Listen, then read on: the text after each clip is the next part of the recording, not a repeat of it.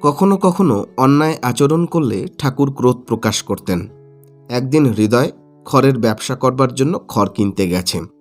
কালীবাড়িতে লোকের কাছে বলে গেছে মামা আছে, মা কালীর পুজো করবে। ঠাকুর দেখলেন অনেক বেলা হয়েছে, অথচ মা কালীর পূজা হয়নি। তাই তাড়াতাড়ি রামলাল দাদাকে নিয়ে মায়ের পুজো করলেন। হৃদয় এলে ঠাকুর তাকে খুব মারলেন, বললেন, শালা, আমি পূজা করব?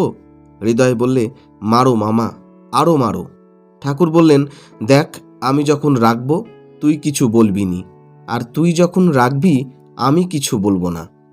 সংসারে থাকতে গেলে ঝগড়াঝাঁটি, মনোমালিন্য হয়েই থাকে। কাপ প্লেট ধুতে গেলে একটু টুংটাং শব্দ হয়েই থাকে। তা বলে কি সেগুলো ভেঙে ফেলতে হবে? ক্রোধ আগুন, সেই আগুন কিভাবে নিভাতে হয় তার উপদেশ ঠাকুর হৃদয়কে দিলেন।